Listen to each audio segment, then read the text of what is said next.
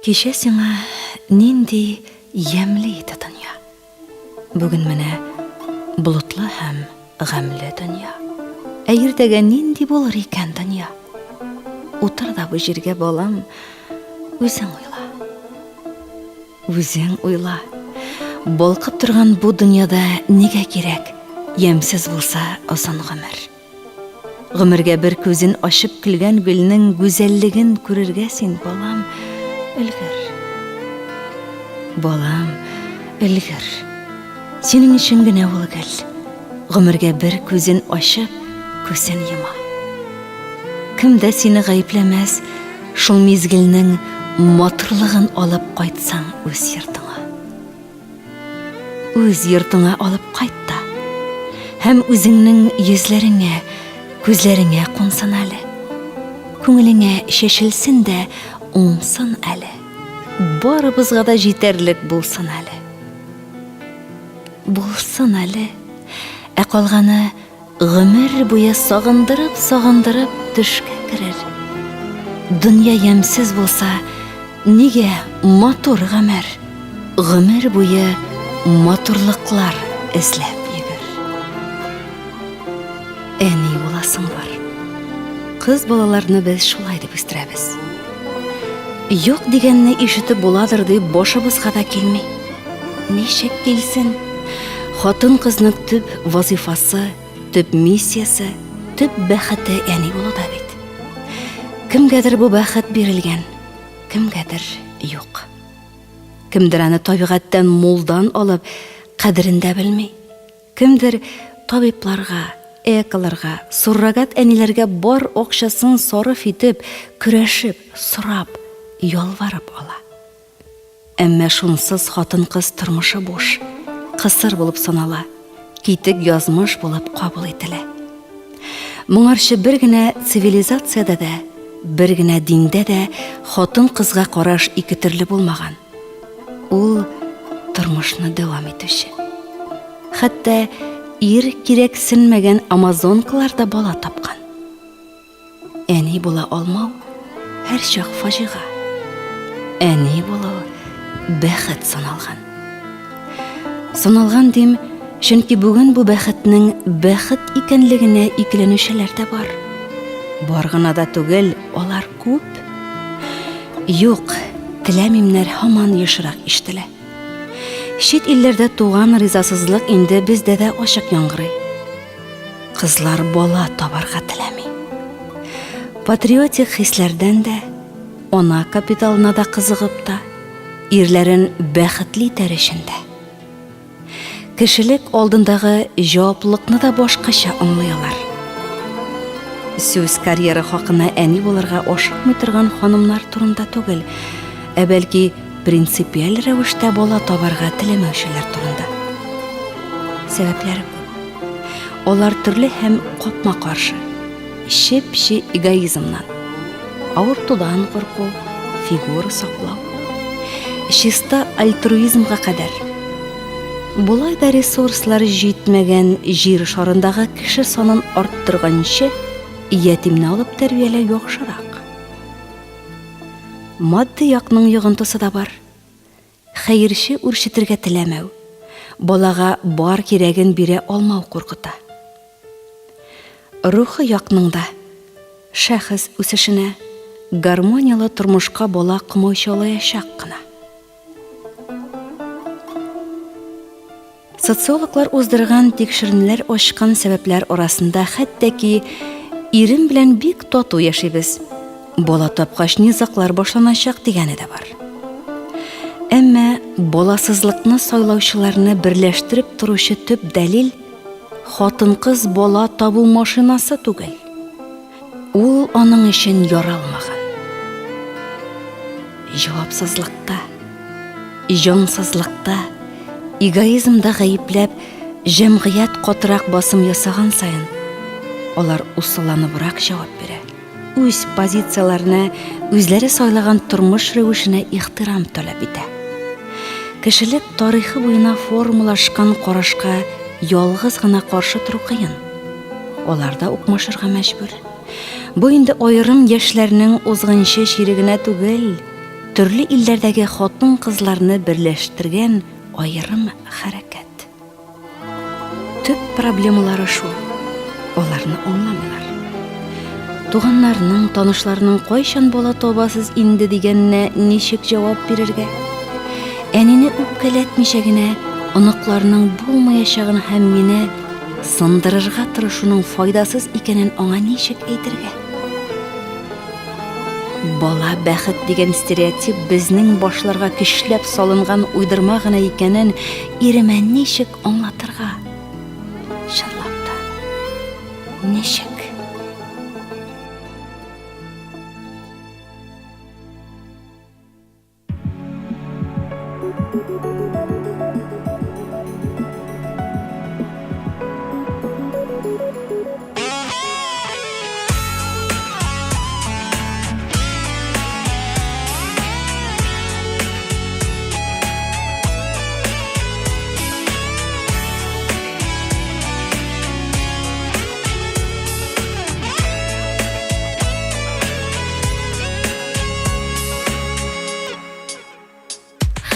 Kuyudan su ala kız bala, şilekte gözünden yaş damla. Bigrak Musua'nın gözleri, kulağında eni sözleri. Şığırdı kart kuyu uftana, enkesi de şulay sızlana. Təmli quyu suana ağız yetkəş, dirilgəndəy bula canlana. Şığırdı qat quyu uftana, ənkəsi də şulay sızlana. Təmli quyu suana ağız yetkəş, dirilgəndəy bula canlana.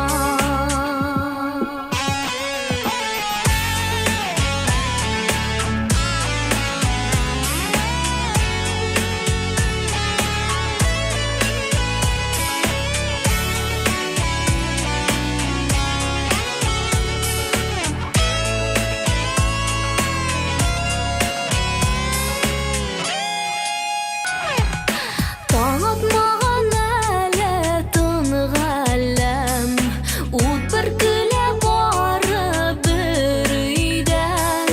Зор урамда қапқа ашыла, аяқлар құйыға ұмтыла.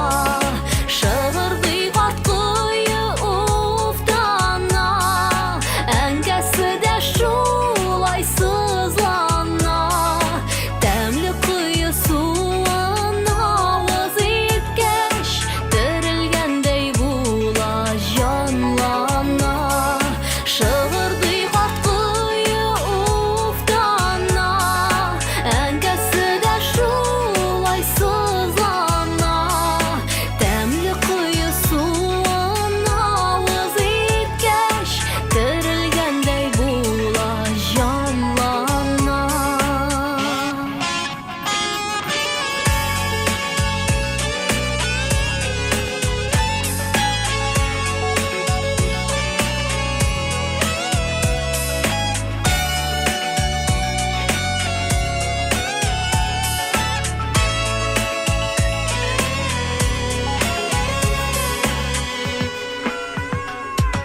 Kız bala көңілі анада, көз яшын яшыра құйыға.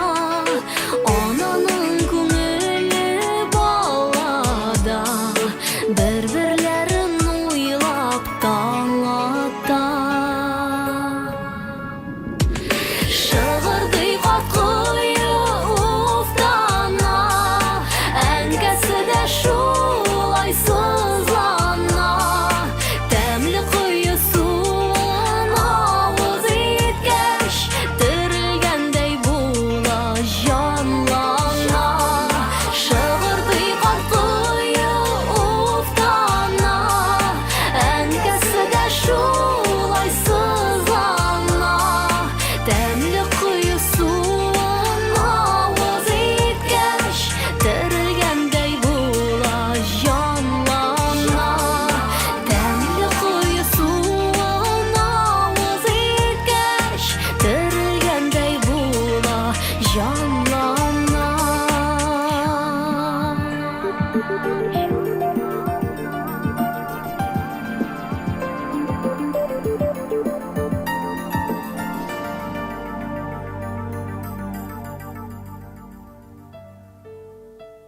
Бала яраткан кешеләр арабызда бихисап.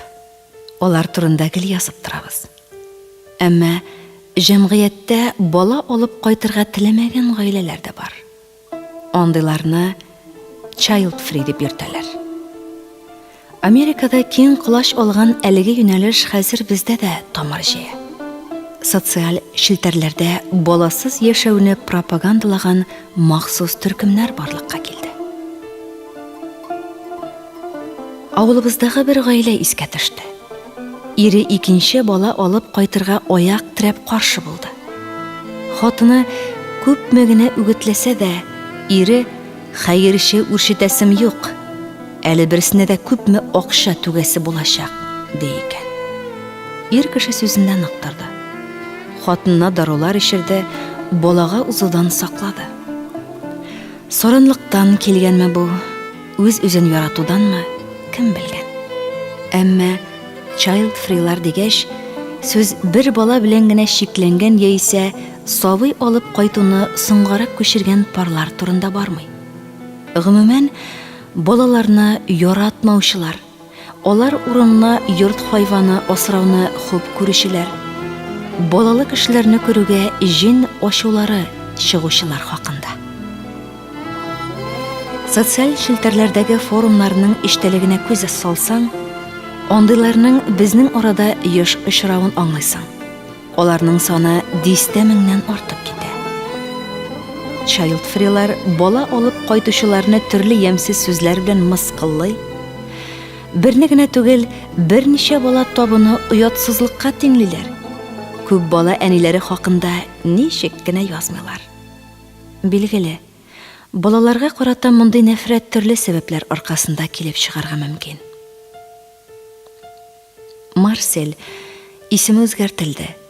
Карап торышка гап-гади авыл егете. Авыл мәктәбен тәмамлаганнан соң Казанга укырга чыгып китә. Бүген ул югары белемле, яхшы эш урыны булган буйдак ир. Тормышы җитеш, фатиры, машинасы бар, сәламәтлегеннән дә зарланмый. Бүген үк өйләндерерлек. Әмма гаилә, хатын, бала турында сүз чыкса, Марсельнең йөзе чытыла, кәефе кырыла. Өйләнеп, бала алып кайтып, үз өстемә җаваплылык аласым килми. Үзем дә 5нче бала булып дөньяга килгәнмен. Әти-әнием дини кешеләр. Әмма минем алар кебек гадәти тормыш белән яшәсем килми. Йөргән кызларым бар. Алар белән танышуга ук өйләнергә теләмәвем, баласыз тормышның ныграк ошавын әйтеп куям. Шындырысын белеп торсыннар, миңа планнар кормасыннар дим. Абыйларым өйләнде, балалары бар. Алар белән аралашырга туры килә. Балаларына туган көннәргә, бәйрәмнәргә бүләкләр алып барам. Яратам, иркәлим үзләрен. Әмма үземнең өемдә балачага тавышы яңгырап торган теләмим. Миңа тынычлык кирәк. Тормышымны күрә торып катлауландырасым килми. Булай яшәве рәхәтрәк дип Марсель эш серләре белән бүлешә. Казан кызы, 31 яшьлек Аниянең балалар яратмавы башка сәбәпләр белән бәйле. Әнием кичкенә чагында әби тарафыннан кыерсытылып үсүен сөйли иде. Безнең әби бик дурфа кеше, балаларга карата кырыс булган. Әни үзе дә безне пычмакка еш бастырып, елатып бетерә иде. Әбинең кырыслыгы аңа да күчкән күрәсең. Гомумән, үземне дә тыныч дип санамыйм. Тиз кызып китәм. Бала алып кайтырга теләмәвем дә иң элек шуның белән бәйле. Ирем минем бала алып кайтырга теләмәвемне әлегә белми. Аңа бу хакта ничек аңлатырга да белмим, диде ул. Аны инде 2 ел песиләр үрчетү белән шөгыльләнә. Өендә 3 мәчесе бар. Ул аларны бала чагага караганда күпкә мәрхәмәтлерәк дип саный. Песи баласы эшли алырдай иң куркыныч эшләр дип, Ания өстәлгә менеп урлап ашауны һәм колготки йыртуны атый. Тавышлары да юк диярлек, матур итеп марылдыйлар гына. Әсабилар кечкенә чакларында бик усал, кире һәм сүз тыңламый торган балалар ди ул. Бала тугач гаиләнең бөтен тәртибе үзгәрә. Көп еллар шул кечкенә патшаның көенә биеп торасы була. Бала сүзен ишетүгә күңелем булганы башлый. Сабыйлары булган, бары тик шулар турында сөйләшкән хатын-кызлар белән аралашмаска тырышам ди Child-Free Ания. Европа халкының 40% баласыз парлар. Германиянең Мюнхен шәһәрендәге халыкның 50%-ын Child-Free'лар тәшкил итә. Биредә балалар белән кирү тыелган махсус рестораннар, кибетләр, клублар да бар. 1982 елда АКШта халыкның 2000-нән 4% бала теләмәсә, 1990-да бусан 4,3%-ка әйләнгән. 1995 елда 6,6%-ка күтәрелгән. Россиядә һәр 15-нче хатын-кыз Child-Free'ларны яклый, бала алып кайтырга теләми. Җаваплылыкны кечкенәдән формалаштырырга кирәк дип әйтә психолог Татьяна Баширова. Бала алып кайтырга теләмәүчеләрнең күбәюе мөгаен үзләрен генә яраткан кавымның үсеп җитүе сәбәпледер. Хәзер яшьләр җаваплылыктан курка. Child-Free'лар үз үсләренә җаваплылык аласы килмәгән эгоистлар. Билгеле, моның сәбәпләре бик тирәндә. Ярлы тормышта үсү, җитмәүчелек, бала чактагы төрле психологик яралар. Һәммәсе баласыз тормышка этәрә ала. Геннар буенча ярлылык 5 буында чагыла диләр бит. Шулай ук яшьләрнең рәхәт тормышта яшиселәре килү дә баласызлыкка сәбәп булып тора.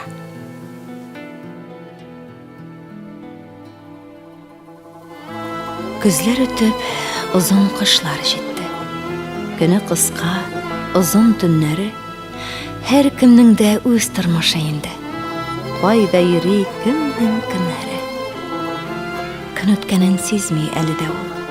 Төннәре шул үзәк ярганы. Әллә нигә йөрәк ярсы шул чак. Әллә нигә күңел яралы. Бу кышымның озын төне бигрәк күңелемә шомлы ут сала. Һәр минутын сәгатьләргә сузып, сине уйлый әнкәң, эй бала.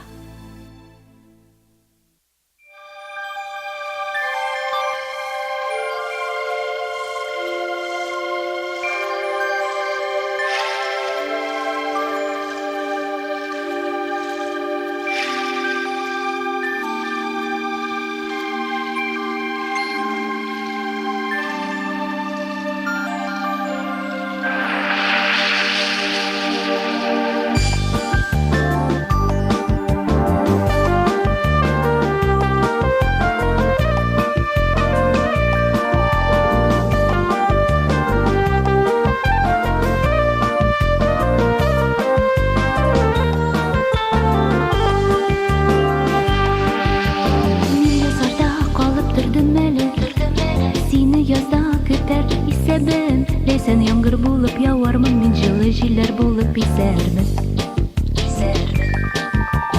Бәлер чишмәләргә су алырга килгән чагым булыр, кыз бала. Бөдрә чәчләремдә гөлләр кадак сөем, сүзен әйтеп түзә алмам.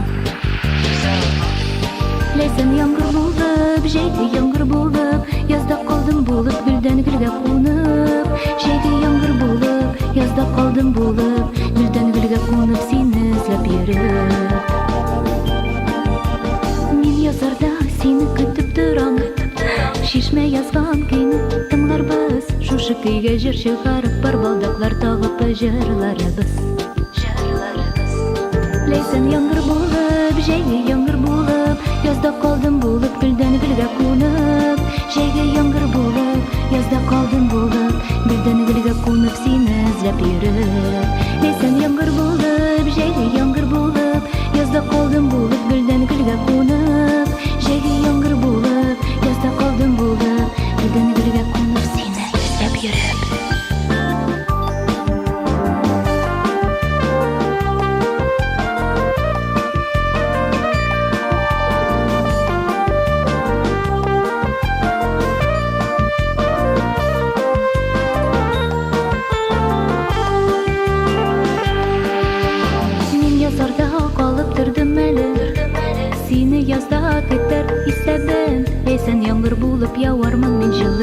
булып писәрмен.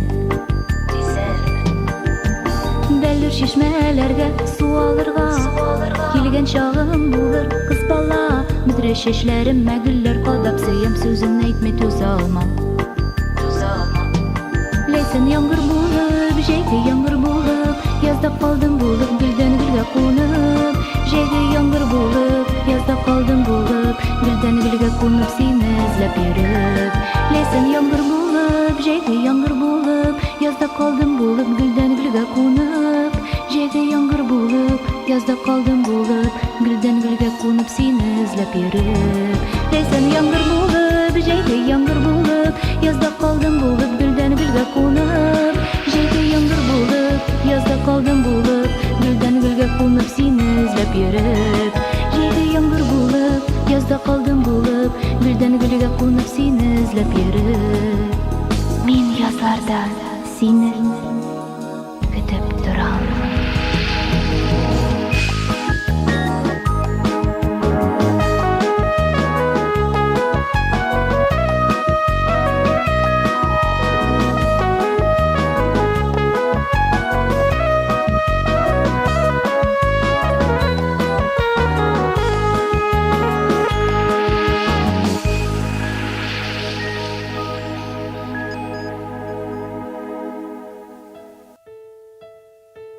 Социаль челтәрдә гаҗәеп кешегә юлыктым. Рәсемнәре, дөньяга карашы һәм мөнәсәбәте дә миңа кыргый, чит-ят кебек тоелды. Хатын-кызларның йөкле вакытта уңышсыз төшкән фотолары, ямьсез балалар, бала тапкан хатын-кызның ямьсезләнеп калган гәүдә өлешләре һәм башкалар. Әлеге кеше бик тырышып балаларсыз яшәүне агитациялый һәм үзенә каршы булганнарга ямьсез җаваплар яза иде. Баксаң, мондый гадәтле ул үзе генә түгел икән. Child Free төркеменә керүчеләр интернетта аерым бер тормыш белән яши дип әйтергә дә була. Монысын исә эзләнә торгач белдем. Соңгы 5 елда Child Free хәрәкәте интернетта киң үсеш алган икән. Child Free инглизчәдән балалардан ирекле дип тәрҗемә ителә. Википедия буенча балаларың булмау һәм аңлы рәвештә алардан кайчан да булса булуын теләмәү дигән сүз бу. Инглиз телендә балаларсыз сүзе кулсыз, аяксыз сүзләре кебек яңгырый һәм ул балалар җитмәү дигән төсмер белдерә. Шулай итеп, баласы булмаган кешеләрне яклап Child Free балалардан ирекле сүзен чыгарганнар. Әлеге сүзнең тарихын төрле җирдә төрлечә аңлаталар. Тикшерелмәгән бер чыганак буенча, мисал өчен, Child Free сүзе 1970 елда барлыкка килгән. Бу фараз гына булса да, Child Free хәрәкәтенең инде шактый тарихы бар дигән сүз. Сәламәтлек саклау статистикасының милли үзәге Америкада үзләре теләп балаларсыз яшәүче хатын-кызлар саны елдан-ел арта дип күптән хәбәр иткән. Шунысы хак. Child Free галәмәте безгә Америкадан үтеп кергән һәм Русиядә әлеге юнәлеш белән яшәүчеләр саны көннән-көн арта. Һәм бу эш махсус башкарылырга мөмкин дип санаучылар да бар. Русиядә соңгы елларда демографик хәлне яхшырту өчен күп эшләр кылына. Нәтиҗәләре дә күренә башлады. Child Free'лар саны арту әлеге уңышка каршы күтәрелү дип яза кайбер чыганаклар. Child Free булуның түбәндәге сәбәпләрен атыйлар. Шәхси ирекне бала хакына югалтырга теләмәү. Бала табу өчен сәбәп булмау. Вакыт исраф итәргә теләмәү. Балаларга нәфрәт белән карау, йорт хайваннары һәм туганнар, дусларның балаларын карау белән канәгатьләнү. Балалы булыр өчен артык индивидуалист, эгоист, ул үзе өчен генә яши. Хәтта шәхси киңлекне үз баласы белән дә бүлешергә теләми. Төп идеясе шәхси иреге өчен балалардан баш тарту һәм балаларсыз яшәү рәвешен пропагандалау. Аның фикеренчә, дәүләтнең күп балалы гаиләләрне яклавы кешеләрдә иреккә омтылышны һәм үзе өчен яшәргә теләкне бетерә. Балаларың булмаса, уңышка ирешәсең ди ул. Үзен балалы кешеләрдән өстенрәк дип саный. Үзен генә тормыштан барысын ала дип уйлый. Бала тудырырга теләү акылсыз кешенең инстинкты гына ди Чайлдфри. Ул ирекле тормыштан мәхрүм итә. Үз-үзеңне камилләштерүгә җитди каршылык дип саный. Хатын-кыз инкубатор түгел, шәхес дип белдерә. Психологлар фикеренчә, Чайлдфри һәм баласыз яшәргә уйлаган кеше икесе дә бер үк түгел. Баласыз яшәргә уйлаган кеше бу карарны үзе кабул итә һәм ул турыда башкалар белән сөйләшү, үз позициясын агитациялау ихтыяҗын тоймый. Әлеге төркем актив рәвештә әлеге теманы күтәрә, башкаларга үз позициясын тагарга тырыша. Күзәтләр буенча, парлы яшәүче Чайлдфрилар билемле, күп акча эшләүче, дин тотмаучы, традиция һәм гореф-гадәтләрне кире кагучы, еш кына җитәкче урындагы кешеләр. Чайлдфри балаларны яратырга, битараф булырга, яратмаска да мөмкин. Әмма гомуми сыйфатлары шул: балалары юк һәм ата-ана булырга теләмиләр дә. Алар балаларсыз да тулы канлы тормыш була дип саный. Чайлдфриларның күпчелеге авыр балачак кичергән. Ата-ана тарафыннан кыерсытылган, явызлык белән кара-каршы очрашкан, ятимнәр йортында үскән кешеләр. Балачак белән бәйле һәр нәрсә аларда авыр хисләр тудыруы билгеле ди психологлар. Кайбер бала таба алмаган кешеләр дә үз кайгыларын шул рәвешле юа икән. 14-18 яшьлек әдәпсез яшьләрне күреп, үзләре янында да шундый бала басып торуны күз алдына китерә һәм гомумән бала табудан баш тарта торган кешеләр дә бар ди. Нәни балаларның астын җыештырырга, алар елаганны тыңлап торырга теләмәүдә баладан ирекле яшәү теләге уята икән. Синең өчен, бары сиңа, балам. Мин телимен гомер үрергә, төрле төстән җепләр сайлап алам. Бик бәхетле телим күрергә. Сөюләрне кушам бәйләмемә, ихтирам һәм саулык өстимен, шатлык кушам. Игелеккә бизим, изге җанлы булып үстимен. Бәйләмемә кертәм дугаларны, бәхетле бул дигән теләкне. Бутамаска иде төсен генә, дөрес куйсам иде элмәкне. Мондый төрле төсле җепләреңне кайлардан аласың дисеңме? Бәйләм түгел, гомеремне сүтеп сиңа бирәм мин үз тәсемне.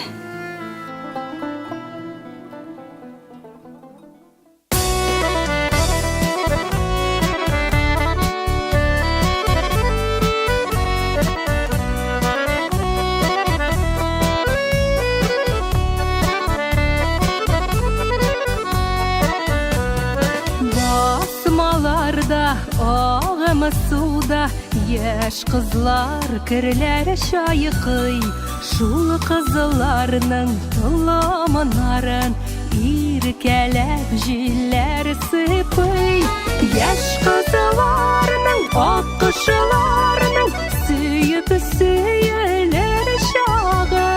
Dünya matur barlar bilən, aşıqlar bilən barı. Бар егетләр телсез калган, күзләрдә сөю балыкый. Ак басмалар йөрәкләрнең татлы серләрен саклый. Яшь кызларның аккошларның сөеп сөелер чагы. Дөнья матур парлар белән, гашыклар белән бары.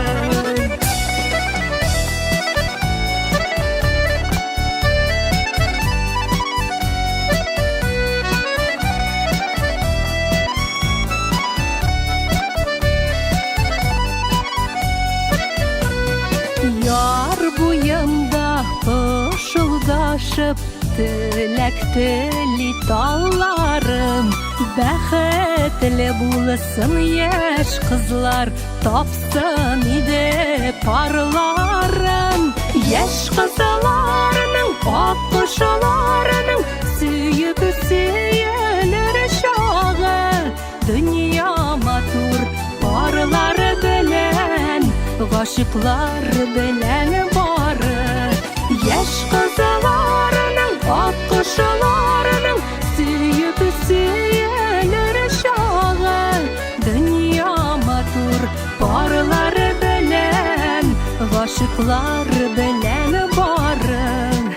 Гашыклар белән бары.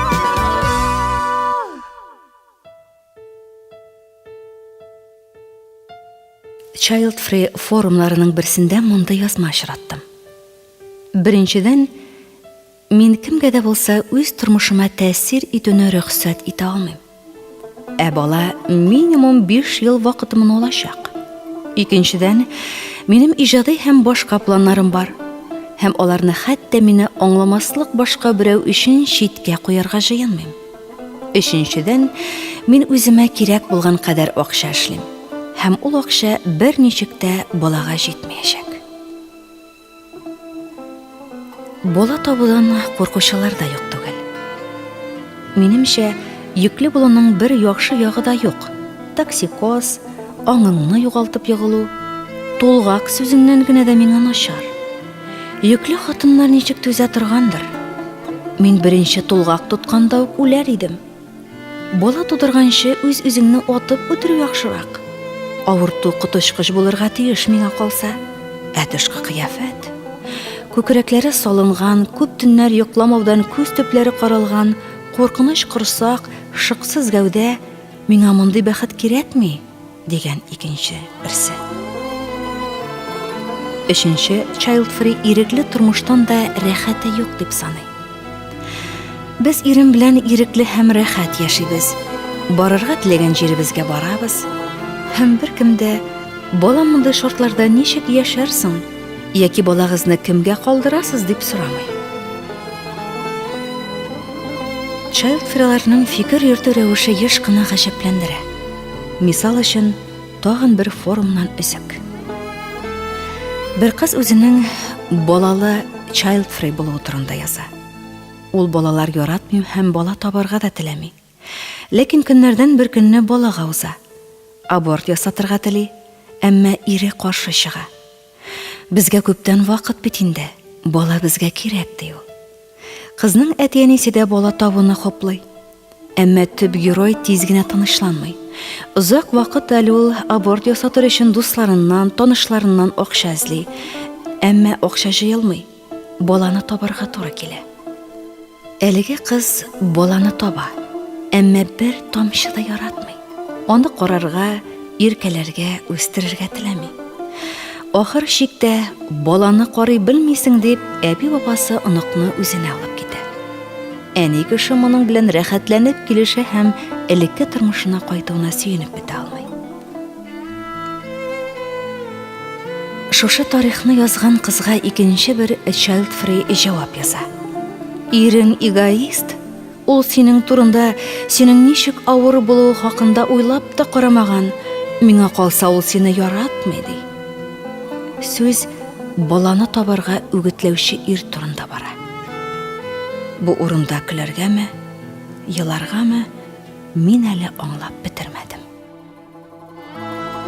Ул карашын йолдызларга төбәп, төнге күкне күзләп юана. Яшьлегенең һәр бер мизгеленә, һәр көненә ихлас куана. Җылы җилләр аны иркәләсә, якты кояш сибә нурларын күңел моңларына кушып җырлый йөрәгеннән чыккан җырларын. Бары изгелектә аның уе. Һәр кешегә шатлык өләшә, Зифа кызның матурлыгын күреп, яшь каеннар хәтта көнләшә. Хыялларын очар канат итеп, ашкына кыз бала, толпына, гел бәхетле булып яшәсен ул газиз кешеләре хакына.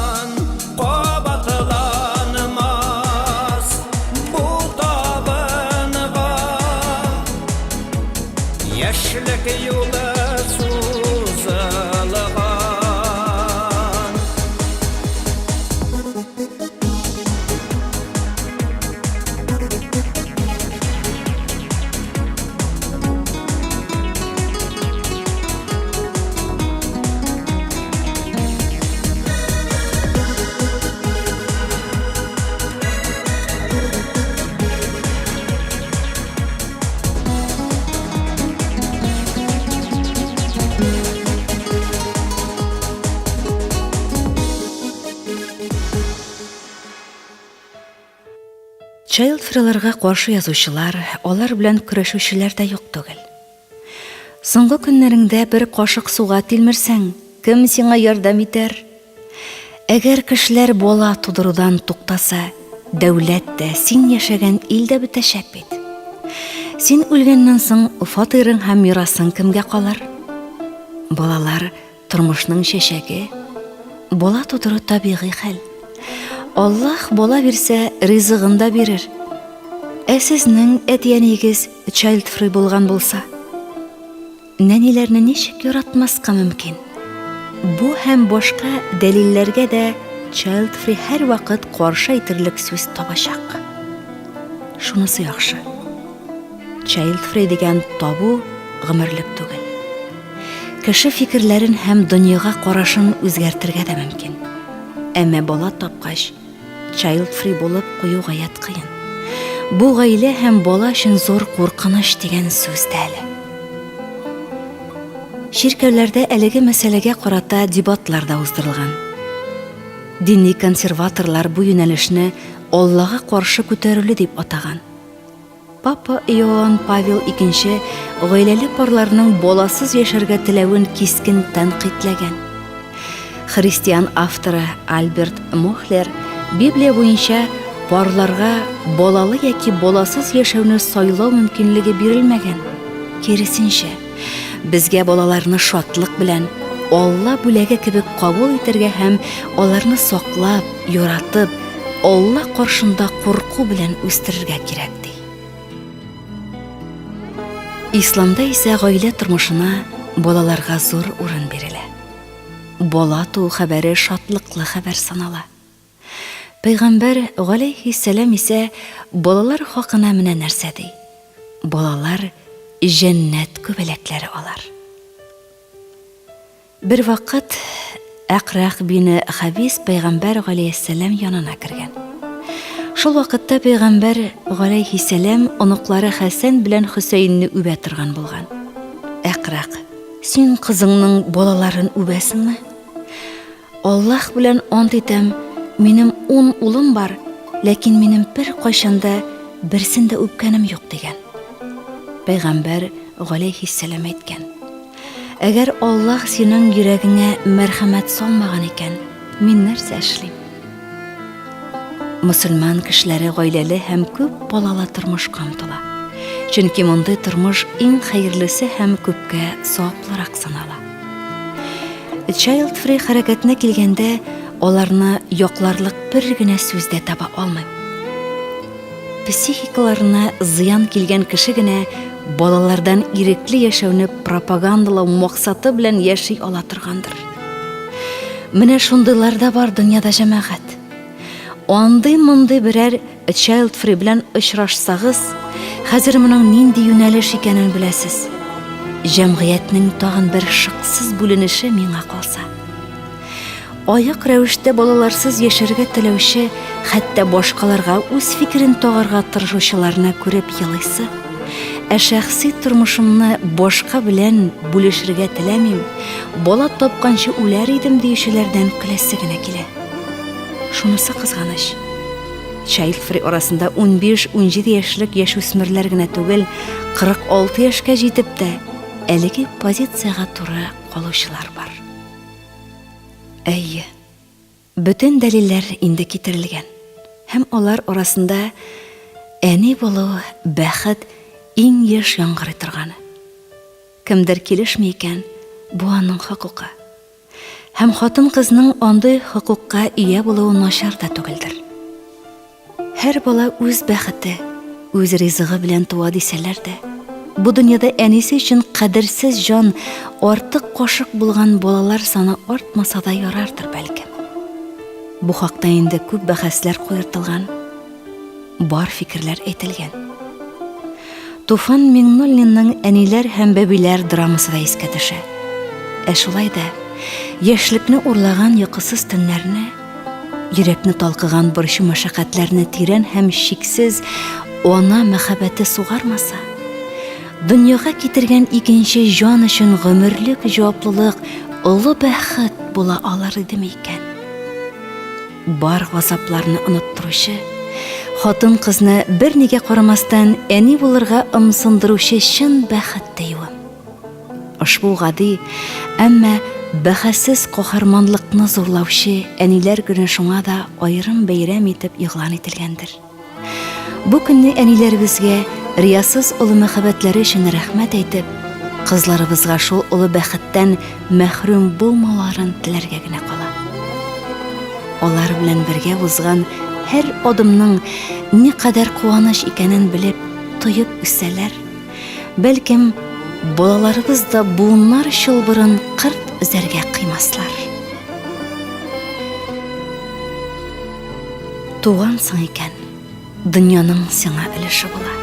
Фәкать сиңа гына дигән башкарар эше була.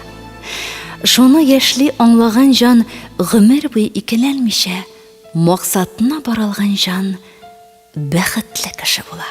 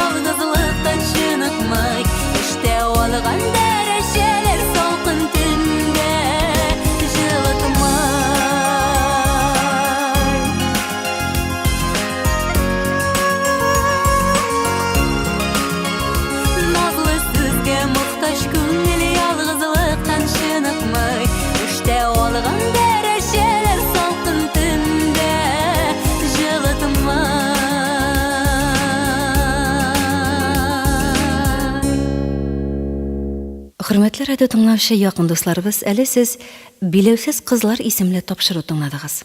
Материаллар Сөембикә, Гаилә һәм мәктәп журналларыннан, Ләйсән Фәтхетдинова мәкаләсеннән алынды. һәм Рәшит Әхмәтҗанов, Зәлидә Зарипова, Венер Фаттахов, Илсия Галиәкбәрова, Рауил Файзуллин шигырьләре кулланылды. Ә инде музыкаль яктан Сөмбел Билалова башкаруындагы «Ананың күңеле балада» исемле җыр, Гөлнара Исмаева башкаруындагы «Кыз бала», Гүзәл Деникеева башкаруындагы «Керләр чайкый кызлар», Габделфат Сафин башкаруындагы «Кызым туя» һәм Дилә Нигъмәтуллина башкаруындагы «Хатын-кыз бәхете» исемле җырлар бизәде.